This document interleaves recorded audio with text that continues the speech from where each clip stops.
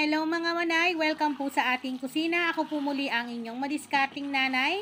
At ngayong araw na to ay samahan nyo akong ibahagi sa inyo ang aking version ng chicken mechado. Yes mga manay, isa sa request ng aking mga followers na pwede po nating ihain, pambaon, panghandaan at syempre pagkakitaan dahil yung kanyang timpla na naghahalo ang tamis, asim na talaga nga namang tataob ang kanin ninyo kapag ito ang nakahain. Huwag na po nating patagalin, ipapakita ko po sa inyo ang mga sangkap na ating kakailanganin para sa ating chicken mechado. So yan mga manay, ito yung mga sangkap na kailangan natin. Meron tayong pampalasa dahil magmamarinate tayo ng ating manok. So unang-una meron tayong 1 kilo at 2 guhit ng manok. Ito po ay isang buo ng manok. Pwede kayong mamili kung gusto nyo puro hita, puro picho, or puro pakpak. So nasa inyo kung anong gusto nyong parte ng manok na gagamitin. Para naman sa ating pampalasa, meron tayong ayan, dahil magmamarinate na tayo, meron tayong 1/3 cup ng soy sauce. Ayan. Any brand po ng soy sauce mga manay. Pagkatapos ay maglalagay tayo ng 2 tablespoon ng calamansi juice. Pwede rin po ang lemon kung wala kayong calamansi dyan sa lugar ninyo. Tapos meron tayong 1 teaspoon ng pamintang durog. Ayan. So kailangan natin itong i-marinate para mas malasa. At naglalagay din po ako ng 3 tablespoon ng oyster sauce. Any brand po mga manay. Ito po ay optional ha. Ngayon kung ayaw nyo ng oyster sauce, pwedeng huwag nyong lagyan. Ayan. Then maglalagay tayo ng bawang. So sa bawang po, 6 na pirasong bawang. Sinasama ko yung balat dahil dagdag aroma yan mga manay. Tapos 2 piraso ng medium size ng sibuyas na Tagalog. Pwede kayong gumamit ng puti. Then, maglalagay tayo ng 3 piraso ng dahon ng laurel. Yan. So, putulin na natin ng ganyan para mas kumalat yung aroma ng ating laurel, mga manay. Ayan. Pagkatapos ay imamassage lang natin to.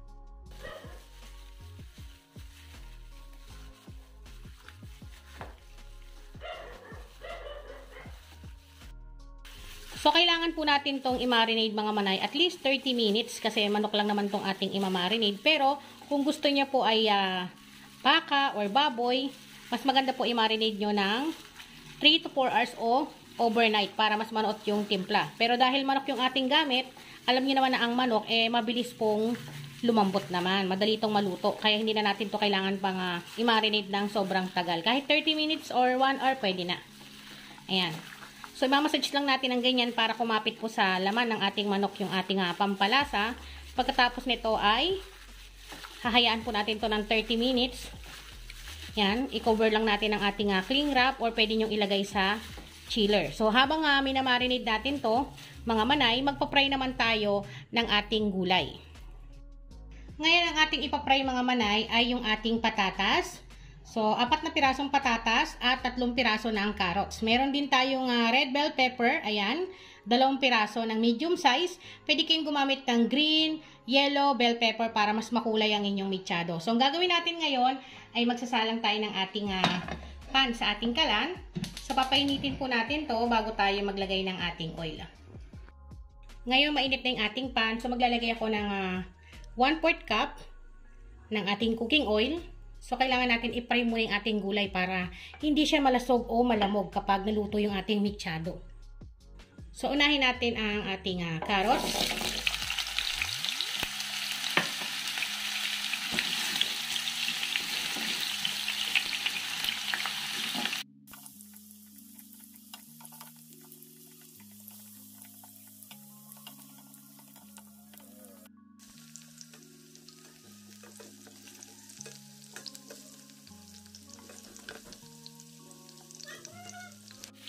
So, yan mga manay, kapag nagkamera na siya ng marka ng pagka golden brown ng konti, hindi naman natin kailangan yan na kalutungin, no? Pwede na natin yan hanguin dito sa ating kalan at magsasalang naman tayo ng ating patatas.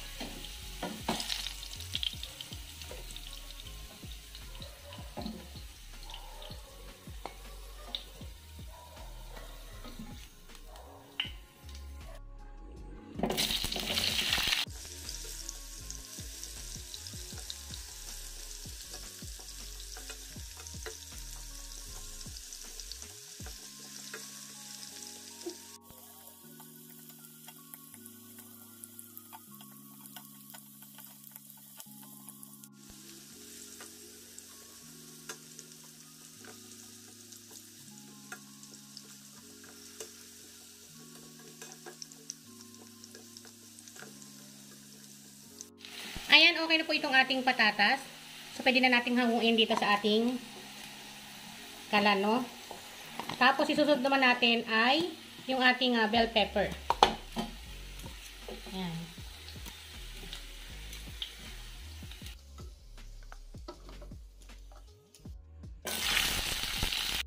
Para sa ating red bell pepper mga manay, hindi po natin to kailangan patagalin sa pagprito kasi masusunog at mangingitim po ito. So, kailangan lang po natin at least 1 minute. Okay na po itong ating bell pepper. Pwede na po natin kagad tanggalin sa ating mantika. Pwede na rin po natin itong tanggalin dito. Ayan.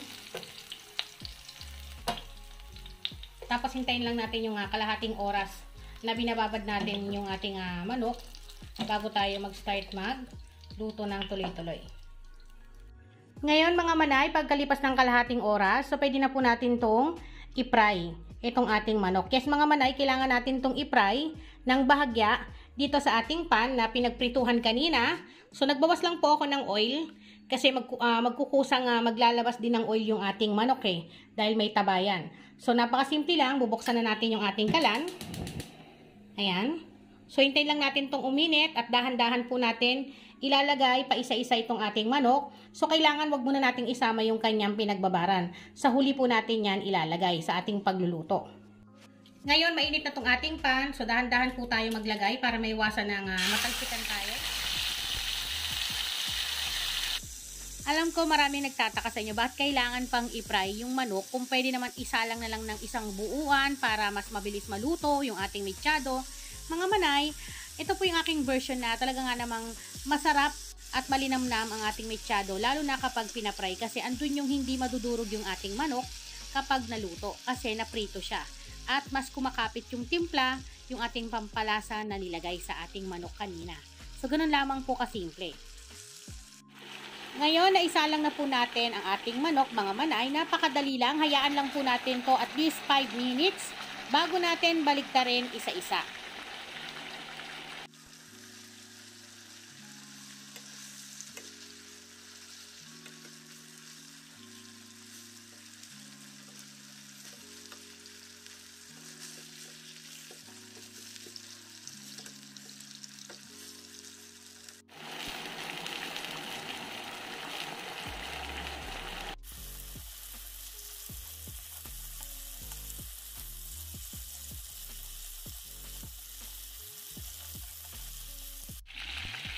Ngayon mga manay, pagkalipas lamang po ng ilang minuto, so ganito yung kailangan natin ma-achieve na kulay ng ating manok. Ayan, yung konting brown lang at dahan-dahan po natin tong tatanggalin isa-isa dito sa ating pan. Pagkatapos nun ay magigisa naman tayo ng ating sibuyas at bawang. Pero ang gagamitin po natin ay yung ating sibuyas at bawang na nasa pinagbabaran para po hindi masayang. Andun yung lasa at linamnam ng ating timpla.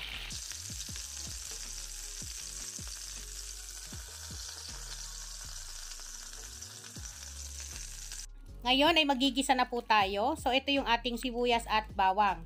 So, tatanggalin ko lamang po. Hindi natin isasama yung pinaka-sabaw, yung pinagbabaran.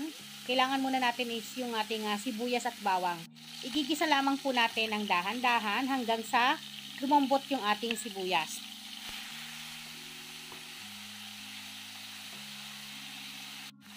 So, once na malambot na po yung ating sibuyas, ay maglalagay na tayo ng 7 pieces ng medium size ng kamatis mga manay. Mas maganda po yung hinog na hinog para mas mabilis lumabas yung katas ng kamatis. Pero wala po akong makitang hinog na hinog kaya ito yun na lang yung ating ginamit. So mag-a-add na lang po ako ng tomato sauce dito mamaya. So ang gagawin natin dito ay hahayaan muna natin to ng mga ilang minuto dahil kailangan po natin na lumambot yung ating kamatis para mas lumabas yung kanyang katas at mas malinamnam po para sa ating mechado. Ayan mga manay, pagkalipas ng ilang minuto, so kailangan na dudurog nyo na yung inyong kamatis. Ayan, mas maganda po kung yung bibili ninyo ay yung hinog na hinog, no?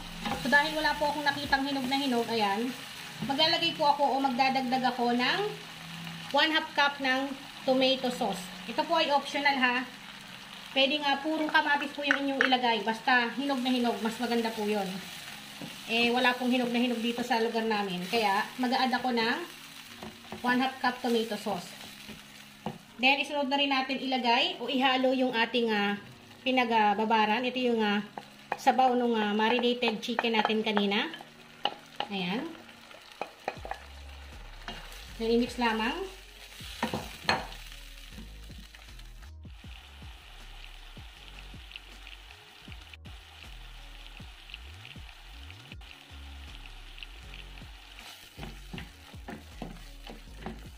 Then, maglalagay na rin po tayo ng ating green peas.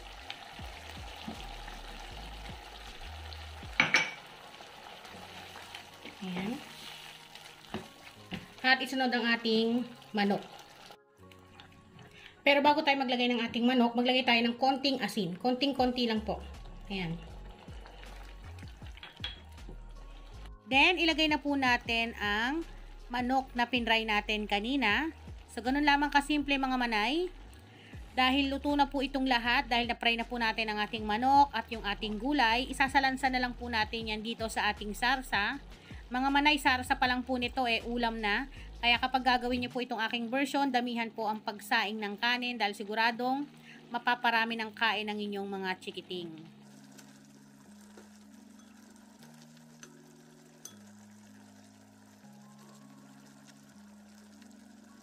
Sunod na rin po nating ilagay ang ating pinray na patatas. Gayon din po yung carrots at red bell pepper.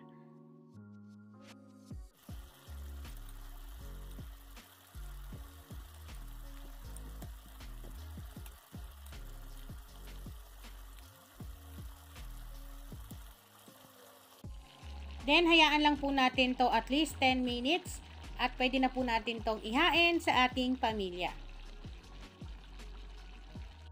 Ngayon ay pwede na po natin haluin. Dahan-dahan. Ayan, amoy pa lang mga manay. Eh, mabubusog ka na. Sino yung kagaya ko rito, kaway-kaway, yung kapag nagluluto, busog na.